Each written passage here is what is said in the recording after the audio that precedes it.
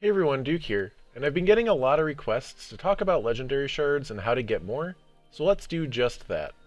With more and more new and returning players coming to Destiny 2, along with some pretty large Legendary Shard sinks with Xur and Trials engram focusing, now is an important time to think about Legendary Shards, even more so with the new 30th anniversary content coming up, as well as the Witch Queen expansion with weapon crafting just around the corner.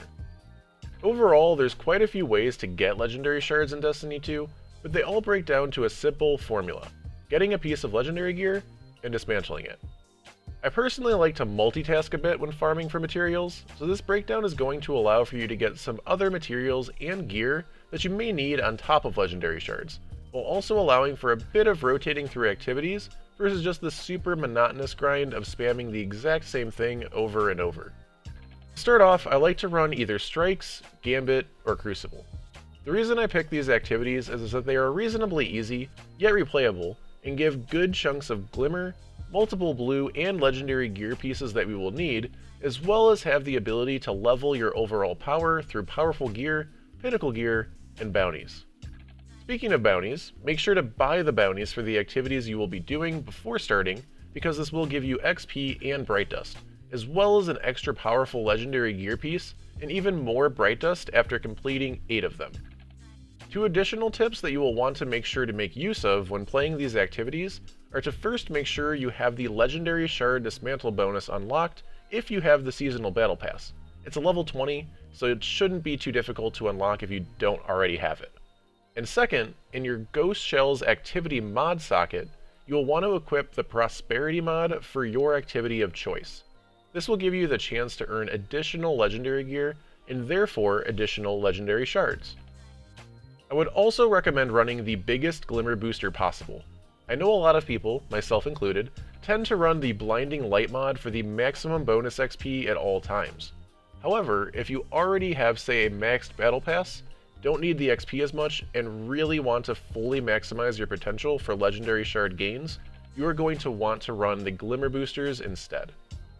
So the basic formula or loop to focus on is to play an activity, get the loot, and dismantle anything that isn't either a higher power level or a gear roll that you need for your character. This alone will give you some legendary shards, but we can take it a few steps further. When you dismantle legendary gear, not only do you get legendary shards, but you also get gunsmith materials. We can then take these gunsmith materials to Banshee to get legendary weapons, which can then be dismantled for even more legendary shards, as well as more gunsmith materials, so it even loops within itself a bit. You will also be getting Glimmer from completing these activities, as well as defeating enemies, which we can then take to Spider to buy planetary materials, specifically looking for either Data Lattice or Dusklight shards. The reason you want these two materials specifically is so that you can take these materials to Failsafe on Nessus, or Devrim K on the EDZ respectively, and get legendary gear from doing so.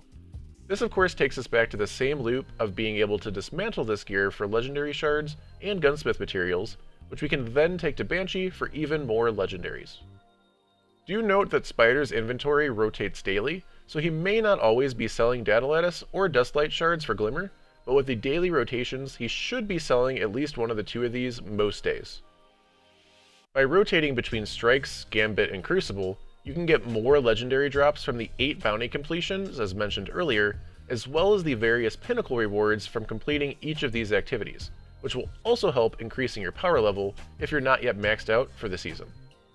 However, I do give a bit of a preference personally towards Strikes, one just because I'm biased as a PvE focused player, but two because you can get additional blue and legendary gear throughout the Strikes just from defeating enemies.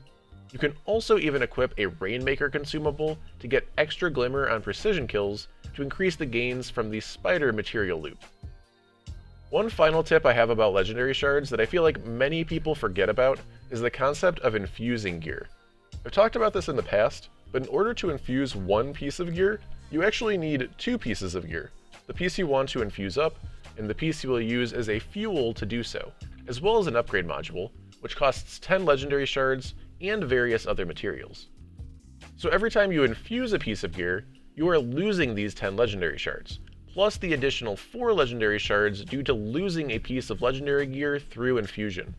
Now I don't say this to say you should never infuse, or need to be like super incredibly careful with your infusion, as with the tips I've gone over in this video, you should be getting hundreds of legendary shards quite easily. However, if you're someone who infuses every single slot of gear every single time you get a small increase in level, you can go through those shards very quickly. Just infusing all 8 gear slots one time each will cost a total of 112 legendary shards. So you can see how if you're infusing all of these slots multiple times, potentially even in just one play session, your legendary shard reserves can get drained quickly, and it'll become extremely difficult to build up the shards you want and need to use at some of these increasingly important vendors. And that's all for today. A special thank you to everyone who has supported the channel, as this is the first video I've released since hitting 5,000 subscribers.